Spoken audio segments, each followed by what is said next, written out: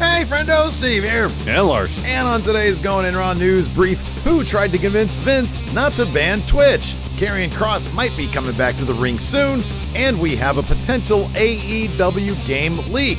But first, has WWE found a new home for TV? Larson, what's in the news? Sound like a game show host there, Steve. Speaking of game shows, I'm going to be on Quizzlemania tomorrow, 1 p.m. Pacific, 4 p.m. Eastern, over there at Parts Fun Known. Man, all the contestants have been dropping these vicious attack ads, attack promos. And yeah, let's deal with that. Things are getting contentious. It really is. I'm just showing up to have a good time and can I cut a promo on your behalf? No, you've been so rude to me as well. I feel like the entire world is they're just against me, man. So no. You know what that is? That's chip on the shoulder material. That's chip on the shoulder material. Win out of spite, stick it to everybody. That's what you got to do. Wait a second. Why are you asking me permission? You can do whatever you want. You have Prove Twitter. Me wrong. You have a video. You have video capabilities. You can do whatever you want. I don't care. Check that out. Yeah, and then also tomorrow, this is fun. We've got an interview with the Good Brothers, the Devil, Gallows and Anderson, and Rocky Romero, because they got that Talking Shop Mania 2 coming up. Correct. And we had a wonderful conversation with them. Yeah, fantastic. Keep an eye out for tomorrow. And then, of course, we're in the middle of Pledge Week, probably around the time, a little bit after this goes up at 2 p.m. Pacific, 5 p.m. Eastern. On our main channel, we're going to be live on both channels. We're going to be simulcasting. I hope that's okay with Twitch and YouTube. Yeah, we'll talk about that a little bit. All right.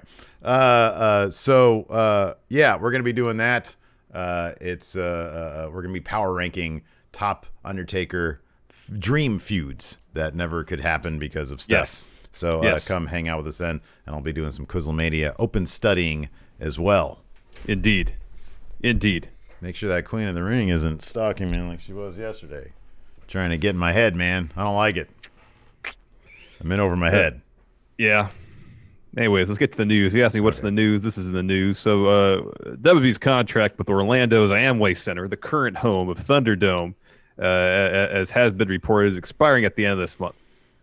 And, there's been talk. We're all wondering, where will WWE relocate their TV production? Vince's house. Foreseeable future. Vince's house.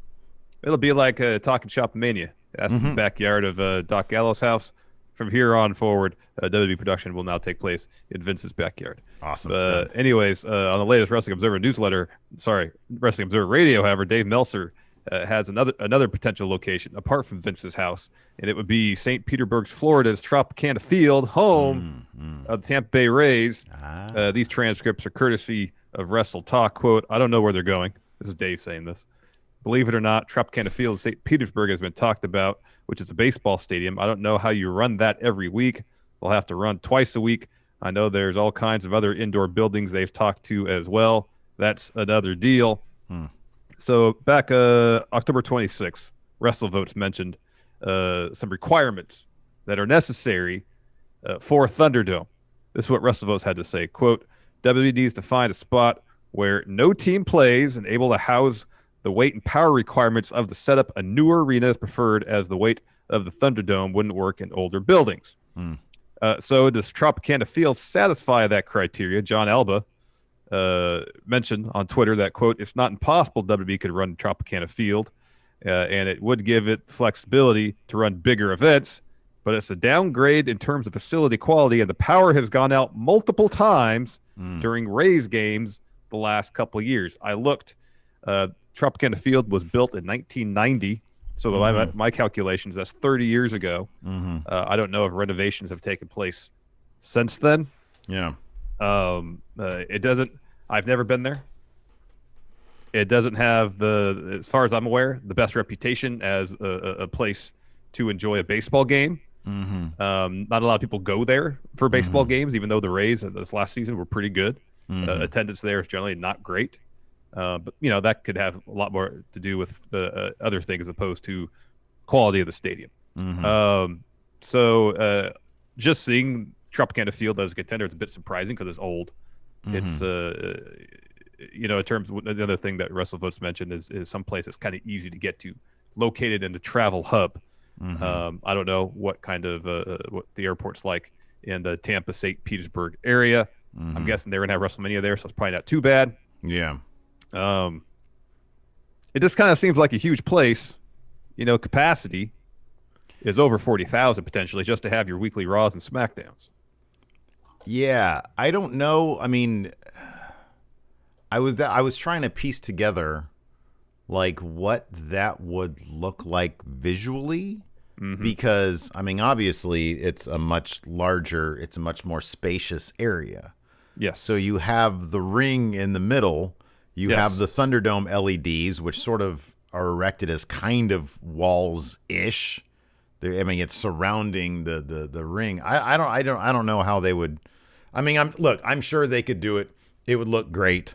It doesn't really. I mean, it doesn't really matter. Like, as long as they find a spot. This is sort of immaterial. But yeah, it's a shame. I mean, like the Thunderdome, the Amway Center has been like in terms of presentation. You can never replicate the personality of a crowd, but you can approximate the idea that a crowd is there with their audio mix, and they've done a really good job with that as of late. You blur your eyes a little bit, and you get the Thunderdome crowd. Looks great. So yeah, I don't know. I mean, if that's going to mess with the presentation of the show, which I doubt it would, simply because the audio mix, I'm pretty sure, goes directly into. It's not like we're hearing the audio that's being pumped into the building. I'm pretty sure we're hearing the audio that's being pumped directly into the feed from like the producer's truck. So in terms of what we see on TV, like as long as they can approximate what we've already been getting with Thunderdome, like it's not going to matter. They could be anywhere. But yeah, it is. I mean, it is interesting that WWE has this constant headache of, they're like nomads at this point, going from venue to venue, trying to figure out, this landscape here.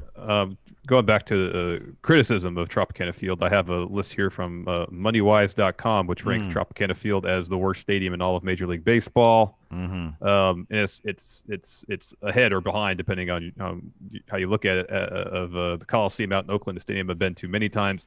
And the Coliseum in Oakland is not the best place to enjoy a baseball game. Here I'm on Bleacher Report, and they say it's the second worst stadium in all of baseball. So, I mean, not exactly high grades. Yeah, but at the same time, they're not doing it for live fans. They're doing it for TV, so they just need like a place. Well, but at the same time, like if it's old, doesn't meet the power requirements, they already have existing power issues, and that's the big thing. And I don't know about the structural integrity of the dome itself. Can that handle the weight of Thunderdome? Because part of it, they have the buttresses. Yeah. For Thunderdome, but also I'm sure the roof. That's all tethered up there. I'm sure that's supporting a lot of the weight of the actual structure itself. Yeah, I don't know how sound the dome itself is at Tropicana Field. That's another potential issue. Ew, that's scary. I don't know if you want to trust a 30-year-old building that already has issues in the past with this massive structure. But that being said, one of Tropicana Field's old names was Thunderdome. The Thunderdome. So maybe it's a match made already, man. Probably not. I mean, the thing is, like, you'd like to think that Vince would do his due diligence in terms of all that stuff, but then, like, Owen Hart, so maybe not. Like, when we're in the middle of SmackDown, all of a sudden, the entire dome comes falling down on everybody in the ring. That wouldn't shock me. I'll just say that. It wouldn't shock me if Vince set something up that could potentially, but I don't know, maybe it would. That would be silly. Anyways, talking about Vince being convinced to do things or not do things. We got some word on who tried to convince Vince not to ban Twitch for wrestlers. A couple weeks ago, we reported on a meeting that took place between Vince and several WWE superstars regarding Vince's draconian policy on WWE talents streaming on Twitch. PW Insider has some details of that meeting, and they say this. In regards to our report that talents met with Vince McMahon over the edict that talents need to shut down their Twitch channels, that meeting happened on October 29th in Stamford, Connecticut, the day before several talents began shutting down their Twitch streams. We are told that AJ Styles and Xavier Woods were among those in attendance at the meeting.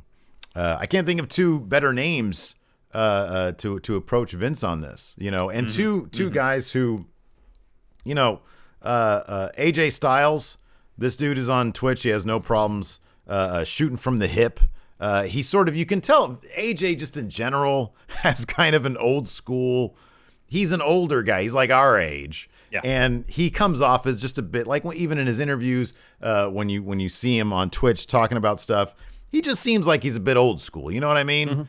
Whereas Xavier Woods, I know he's been around for a while, but this dude is super tech savvy. He's savvy about streaming, about YouTube, all this stuff. He's been doing it for longer than anybody in the WWE. Well, here's another thing that Xavier Woods is really savvy on is how to build a brand through digital platforms. Something that WWE could really learn about, especially if they're looking to relaunch their own Twitch enterprise.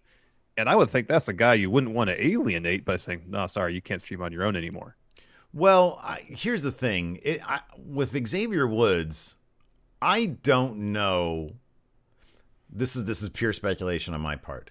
Given that we know Up, Up, Down, Down is a WWE property, we don't know about his own Twitch channel.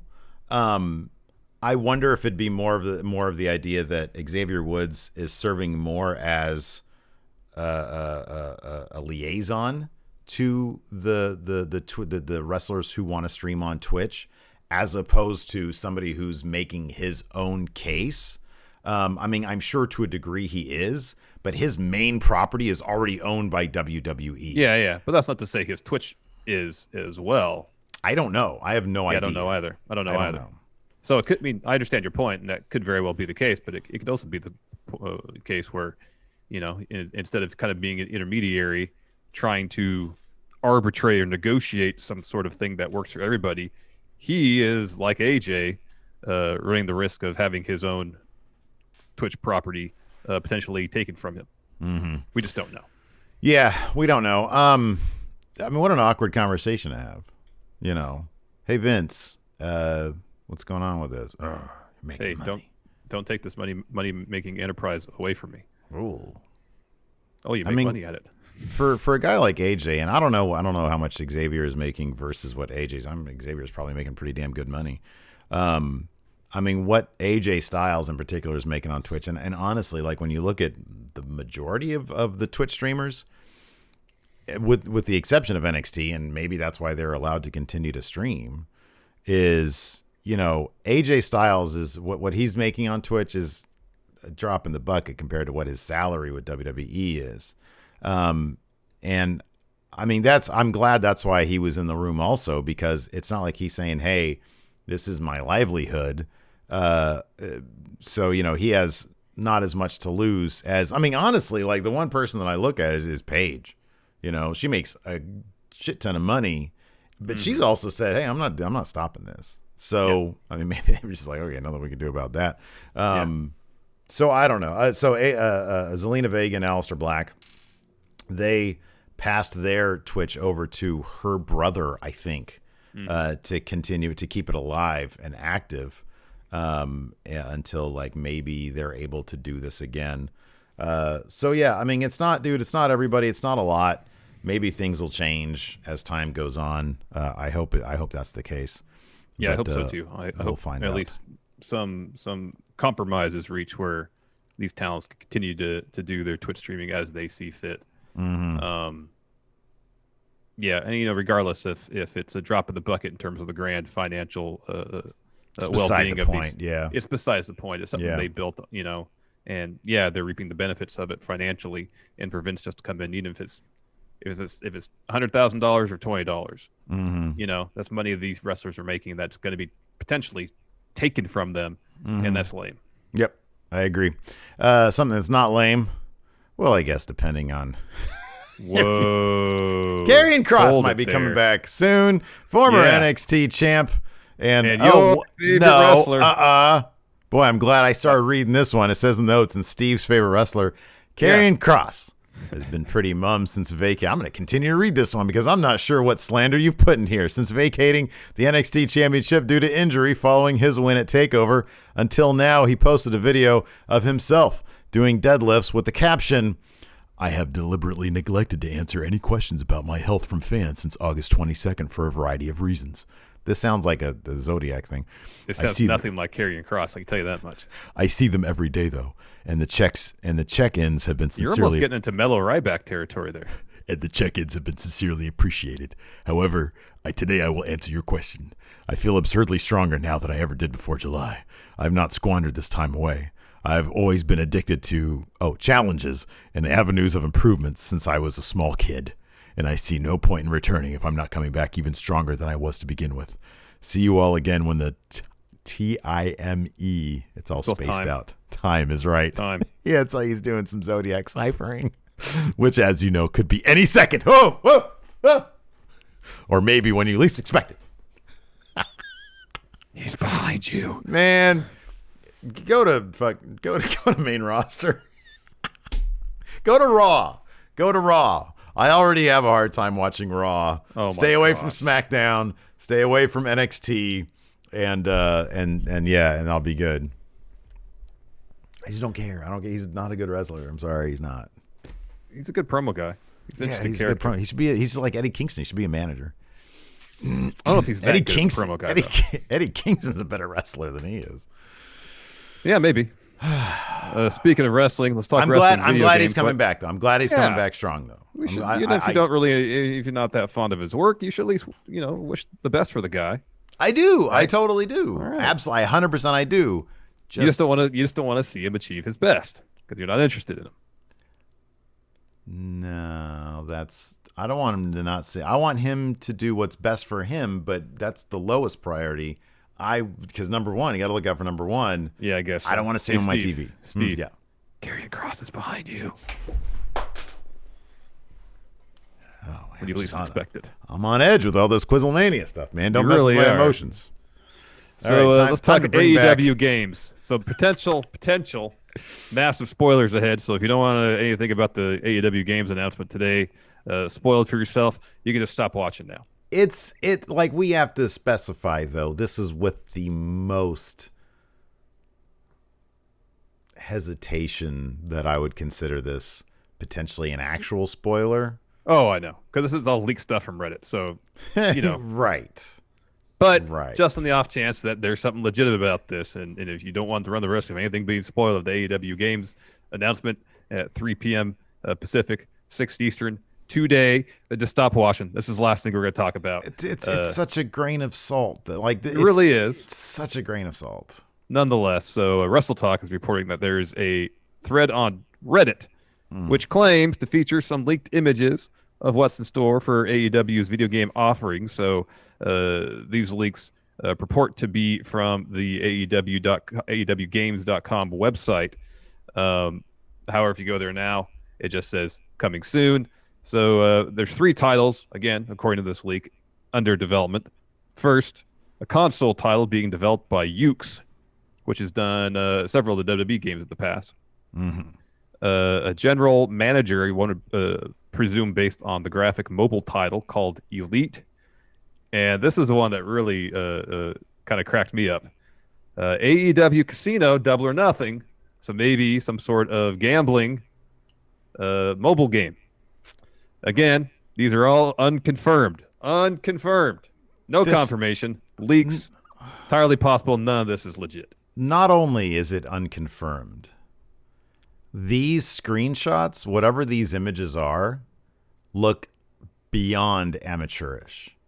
These don't look real. They look so fake. So fake that I would have a hard time believing. Like, the best one of these arguably is the Elite General Manager one.